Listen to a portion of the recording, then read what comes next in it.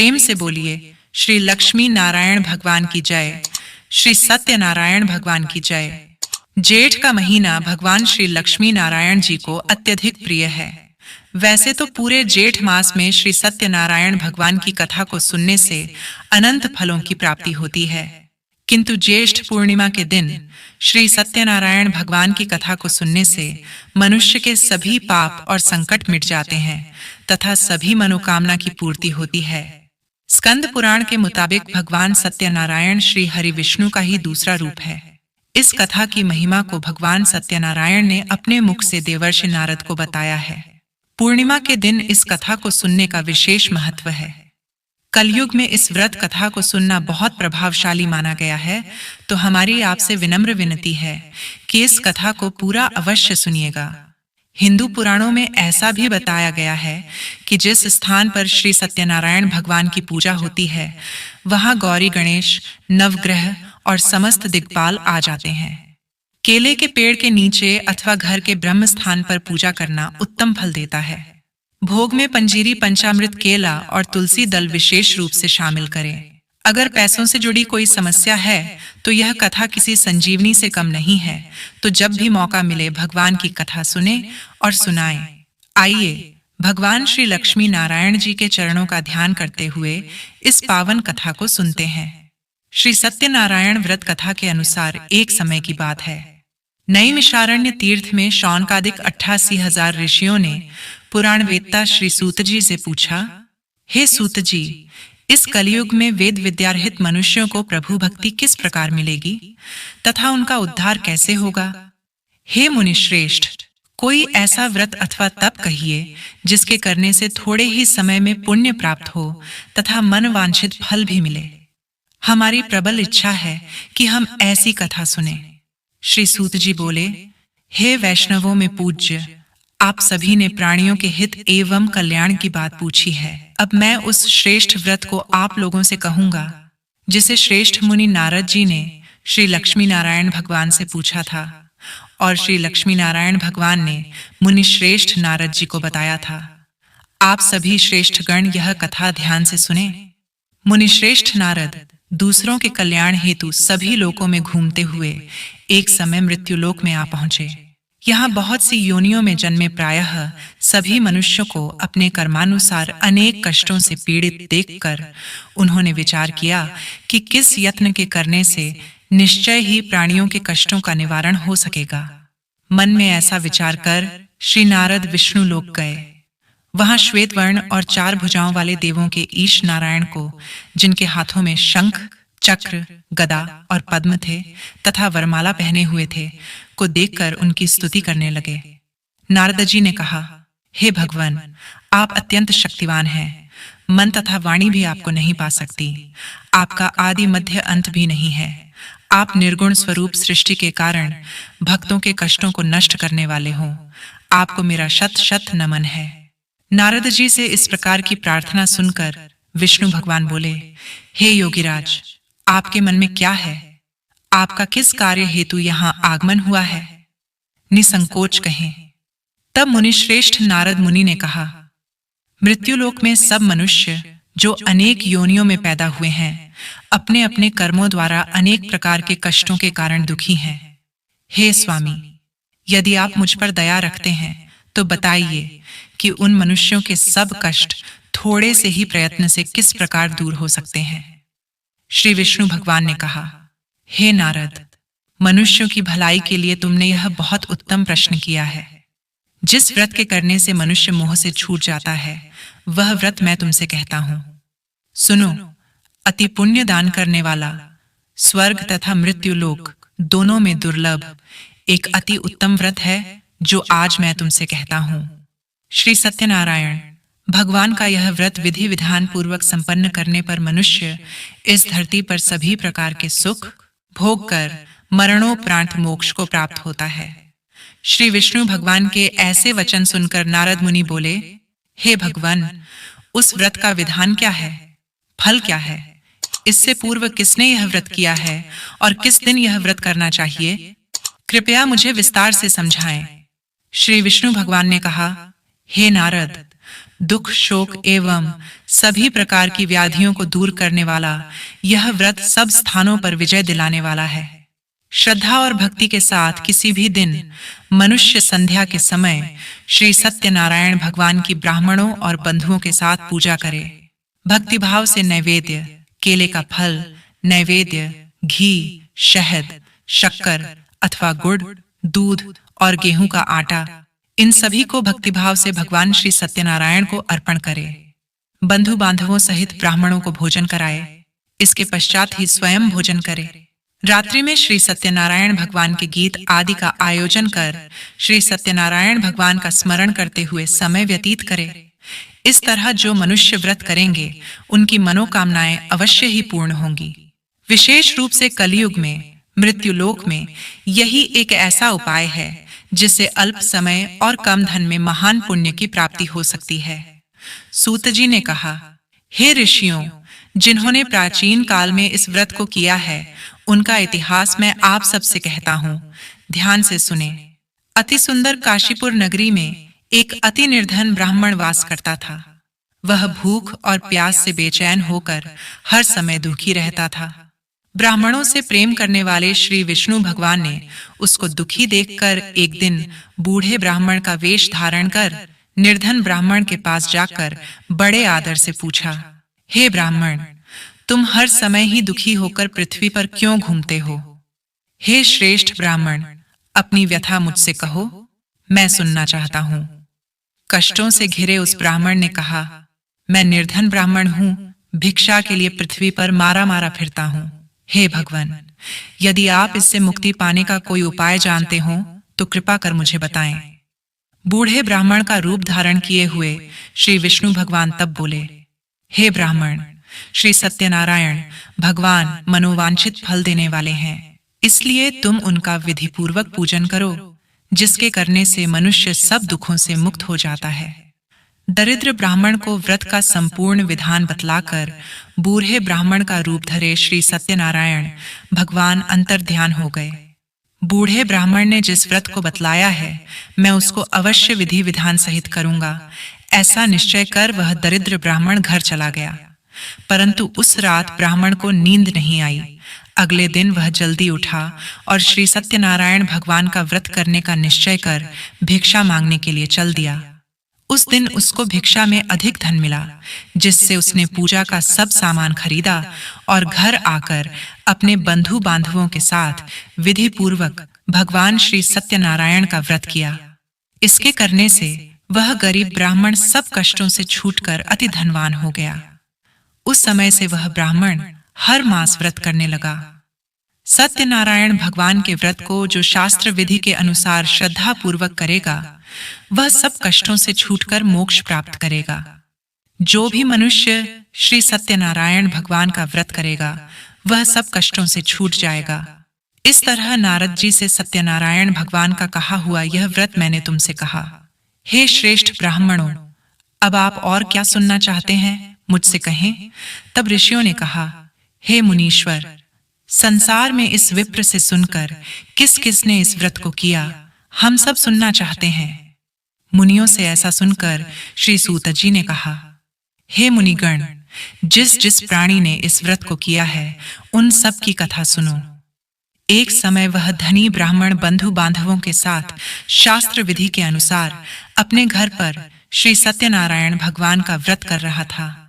उसी समय एक लकड़ी बेचने वाला बूढ़ा व्यक्ति वहां आया।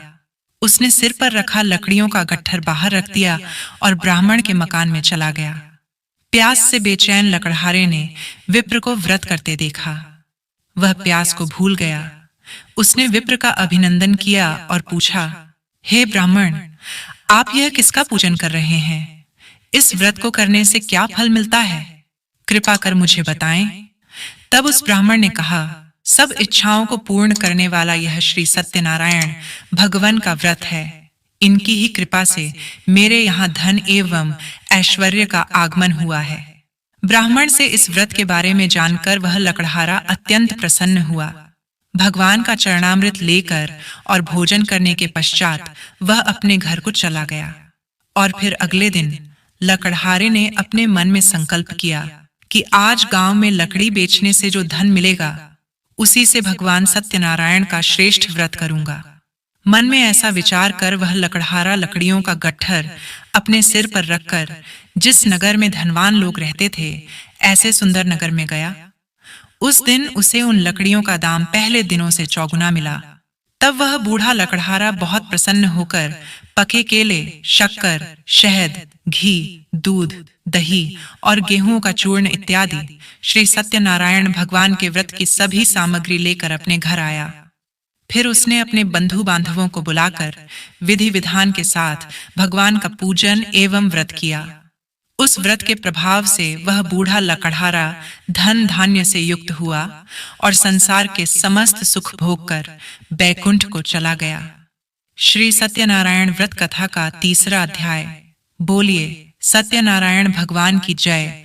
श्री सूत जी बोले, हे श्रेष्ठ मुनियों, अब मैं आगे की एक कथा कहता हूँ।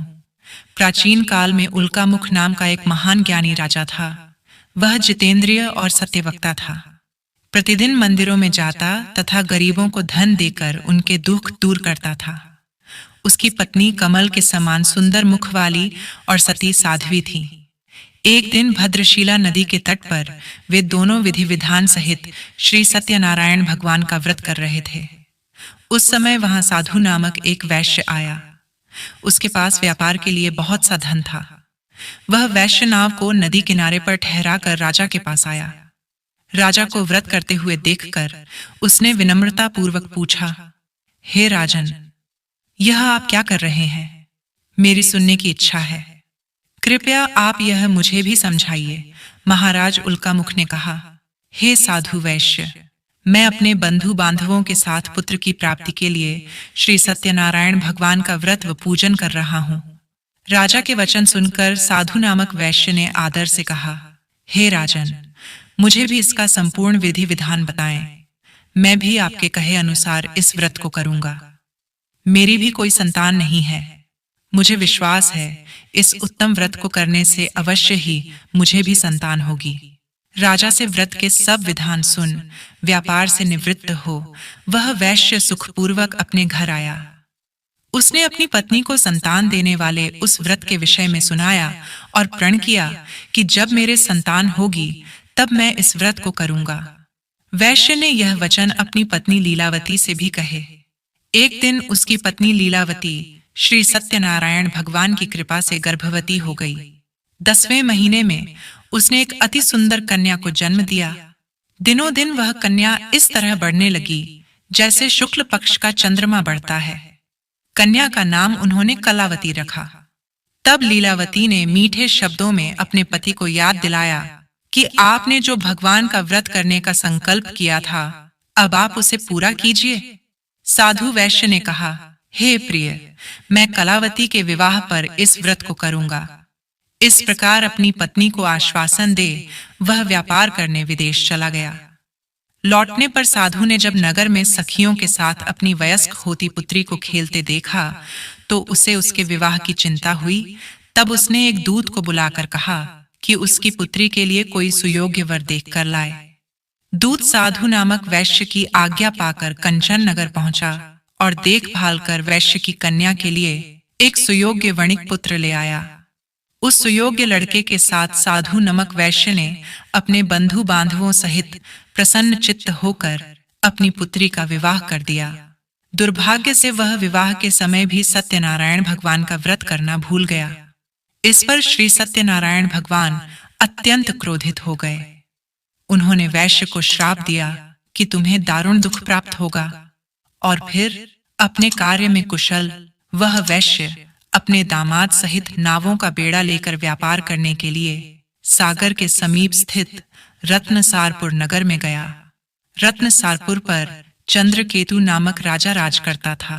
दोनों ससुर जमाई चंद्रकेतु राजा के उस नगर में व्यापार करने लगे। एक दिन भगवान सत्यनारायण की माया से प्रेरित एक चोर राजा चंद्रकेतु का धन चुराकर भाग रहा था। राजा के दूतों को अपने पीछे तेजी से आते देखकर चोर ने घबराकर राजा के धन को वैश्य की नाव में चुपचाप रख दिया, जहां वे ससुर जमाई ठहरे हुए थे, और भाग गया। जब दूतों ने उस वैश्य के पास राजा के धन को रखा देखा तो उन्होंने उन ससुर दामाद को ही चोर समझा। वे उन ससुर दामाद दोनों को बांध कर ले गए और राजा के समीप जाकर बोले, आपका धन चुराने वाले ये दो चोर हम पकड़ कर लाए हैं, देखकर आज्ञा दें। तब राजा ने बिना उस वैश्य की बात सुने उन्हें कारागार में डालने की आज्ञा दे दी। इस प्रकार राजा की आज्ञा से उनको कारावास में डाल दिया गया तथा उनका सारा धन भी छीन लिया गया। सत्यनारायण भगवान के श्राप के कारण उस वैश्य की पत्नी लीलावती व पुत्री कलावती भी घर पर बहुत दुखी हुईं। उनका सारा धन चोर चुरा कर ले गए।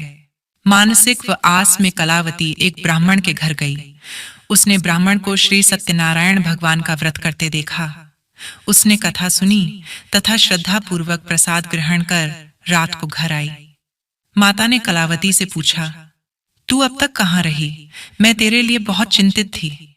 माता के शब्द सुन कलावती बोली, हे माता, मैंने एक ब्राह्मण के घर श्री सत्यनारायण भगवान का व्रत होते देखा है और मेरी भी उस उत्तम व्रत को करने की इच्छा है। कलावती के वचन सुनकर लीलावती ने सत्यनारायण भगवान के पूजन की तैयारी की।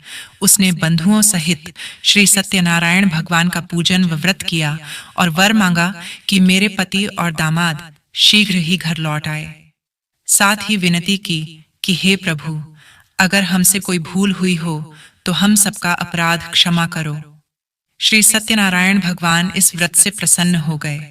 उन्होंने राजा चंद्रकेतु को स्वप्न में दर्शन देकर कहा, हे राजन, जिन दोनों वैश्यों को तुमने बंदी बना रखा है वे निर्दोष हैं। उन्हें प्रातः ही छोड़ दो। उनका सब धन जो तुमने अधिग्रहित किया है लौटा दो, अन्यथा मैं तुम्हारा राज्य, धन, पुत्र आदि सब नष्ट कर दूंगा। राजा से ऐसे वचन कहकर भगवान अंतर्ध्यान हो गए और फिर प्रातः काल राजा चंद्रकेतु ने दरबार में सबको अपना स्वप्न सुनाया और सैनिकों को आज्ञा दी कि दोनों वैश्यों को कैद से मुक्त कर दरबार में ले आए। दोनों ने आते ही राजा को प्रणाम किया। राजा ने कोमल वचनों में कहा, हे महानुभावों, तुम्हें अज्ञानतावश ऐसा कठिन दुख प्राप्त हुआ है। अब तुम्हें कोई भय नहीं है, तुम मुक्त हो। इसके बाद राजा ने उनको नए नए वस्त्राभूषण पहनवाए तथा उनका जितना धन लिया था उससे दुगना लौटाकर आदर से विदा किया। दोनों वैश्य अपने घर को चल दिए। श्री सत्यनारायण भगवान की कथा का चौथा अध्याय बोलिए सत्यनारायण भगवान की जय। सूत जी ने आगे कहा, वैश्य ने यात्रा आरंभ की और अपने नगर को चला। उनके थोड़ी दूर आगे बढ़ने पर दंडी वेशधारी श्री सत्यनारायण भगवान ने उसकी परीक्षा लेने हेतु उससे पूछा, हे वैश्य, तेरी नाव में क्या है? अभिमानी वणिक हंसता हुआ बोला, हे दंडी, आप क्यों पूछते हैं? क्या धन लेने की कामना है? मेरी नाव में तो बेल के पत्ते भरे हैं। वैश्य के ऐसे वचन सुनकर दंडी वेशधारी श्री सत्यनारायण भगवान बोले, तुम्हारा वचन सत्य हो। ऐसा कहकर वे वहां से चले गए और कुछ दूर जाकर समुद्र के तट पर बैठ गए। दंडी महाराज के जाने के पश्चात वैश्य ने नित्य क्रिया से निवृत्त होने के बाद नाव को ऊंची उठी देखकर अचंभा किया तथा नाव में बेल पत्ते आदि देखकर मूर्छित हो जमीन पर गिर पड़ा। मूर्छा खुलने पर अति शोक करने लगा। तब उसके दामाद ने कहा, आप शोक न करें, यह दंडी महाराज का श्राप है, अतः हमें उनकी शरण में ही चलना चाहिए, वही हमारे दुखों का अंत करेंगे। दामाद के वचन सुनकर वह वैश्य दंडी भगवान के पास पहुंचा और अत्यंत भक्तिभाव से पश्चाताप करते हुए बोला, मैंने जो आपसे असत्य वचन कहे थे उनके लिए मुझे क्षमा करें। ऐसा कहकर वह शोकातुर हो रोने लगा। तब दंडी भगवान बोले, हे वणिक पुत्र, मेरी आज्ञा से ही बार बार तुझे दुख कष्ट प्राप्त हुआ है। तू मेरी पूजा से विमुख हुआ है। तब उस वैश्य ने कहा, हे भगवान, आपकी माया को ब्रह्मा आदि देवता भी नहीं जान पाते, तब मैं मूर्ख भला कैसे जान सकता हूं? आप प्रसन्न होइए, मैं अपनी क्षमता अनुसार आपकी पूजा करूंगा। मेरी रक्षा कीजिए और मेरी नौका को पहले के समान धन से परिपूर्ण कर दीजिए। उसके भक्ति से परिपूर्ण वचन सुनकर श्री सत्यनारायण भगवान प्रसन्न हो गए और उसकी इच्छा अनुसार वर देकर अंतर्ध्यान हो गए। तब ससुर व दामाद दोनों ने नाव पर आकर देखा कि नाव धन से परिपूर्ण है। फिर वह विधि विधान से भगवान सत्यनारायण का पूजन कर साथियों सहित अपने नगर को चला। जब वह अपने नगर के निकट पहुंचा, तब उसने एक दूत को अपने घर भेजा। दूत ने साधु नामक वैश्य के घर जाकर उसकी पत्नी को नमस्कार किया और कहा, आपके पति अपने जमाता सहित इस नगर में समीप आ गए हैं। लीलावती और उसकी कन्या कलावती उस समय भगवान का पूजन कर रही थीं। दूत का वचन सुनकर साधु की पत्नी ने बड़े हर्ष के साथ सत्यनारायण भगवान का पूजन पूर्ण किया और अपनी पुत्री से कहा, मैं अपने पति के दर्शन को जाती हूँ, तू पूजन पूर्ण कर शीघ्र आ जाना। परंतु कलावती पूजन एवं प्रसाद छोकर अपने पति के दर्शन के लिए चली गई। पूजन एवं प्रसाद की अवज्ञा के कारण भगवान सत्यनारायण ने रुष्ट हो उसके पति को नाव सहित पानी में डुबो दिया। कलावती अपने पति को न पाकर रोती हुई जमीन पर गिर पड़ी। नौका को डूबा हुआ तथा कन्या को रोती हुई देख साधु नामक वैश्य द्रवित हो बोला, हे प्रभु, मुझसे या मेरे परिवार से अज्ञानतावश जो अपराध हुआ है उसे क्षमा करें। उसके ऐसे वचन सुनकर सत्यदेव भगवान प्रसन्न हो गए। आकाशवाणी हुई, हे वैश्य, तेरी पुत्री मेरा प्रसाद छोड़कर आई है, इसीलिए इसका पति अदृश्य हुआ है। यदि वह घर जाकर प्रसाद ग्रहण कर लौटे तो इसे इसका पति अवश्य मिलेगा। आकाशवाणी सुनकर कलावती ने घर पहुंचकर प्रसाद ग्रहण किया और फिर आकर अपने पति को पूर्व रूप में पाकर वह अति प्रसन्न हुई तथा उसने अपने पति के दर्शन किए। तत्पश्चात साधु वैश्य ने वहीं बंधु बांधवों सहित सत्यदेव का विधि पूर्वक पूजन किया। वह इस लोक के सभी प्रकार के सुख भोग कर अंत में मोक्ष को प्राप्त हुआ। श्री सत्यनारायण भगवान की कथा का 5वां अध्याय बोलिए सत्यनारायण भगवान की जय। श्री सूत जी ने आगे कहा, हे ऋषियों, मैं एक और भी कथा कहता हूँ, उसे भी सुनो। प्रजापालन में लीन तुंगध्वज नाम का एक राजा था। उसने भगवान सत्यदेव का प्रसाद त्याग कर बहुत दुख पाया। एक समय राजा वन में वन्य पशुओं को मारकर बड़ के वृक्ष के नीचे आया। वहां उसने ग्वालों को भक्ति भाव से बंधु बांधवों सहित श्री सत्यनारायण का पूजन करते देखा, परंतु राजा देखकर भी अभिमानवश न तो वहां गया और न ही सत्यदेव भगवान को नमस्कार ही किया। जब ग्वालों ने भगवान का प्रसाद उनके सामने रखा तो वह प्रसाद त्याग कर अपने नगर को चला गया। नगर में पहुंचकर उसने देखा कि उसका सब कुछ नष्ट हो गया है। वह समझ गया कि यह सब भगवान सत्यदेव ने ही किया है। तब वह उसी स्थान पर वापस आया और ग्वालों के समीप गया और विधि पूर्वक पूजन कर प्रसाद खाया तो सत्यनारायण की कृपा से सब कुछ पहले जैसा ही हो गया और दीर्घ काल तक सुख भोग कर मरने पर स्वर्गलोक को चला गया। जो मनुष्य इस परम दुर्लभ व्रत को करेगा, श्री सत्यनारायण भगवान की कृपा से उसे धन धान्य की प्राप्ति होगी। निर्धन धनी और बंदी बंधन से मुक्त होकर निर्भय हो जाता है। संतानहीन को संतान प्राप्त होती है तथा सब मनोरथ पूर्ण होकर अंत में वह बैकुंठ धाम को जाता है। जिन्होंने पहले इस व्रत को किया, अब उनके दूसरे जन्म की कथा भी सुनिए।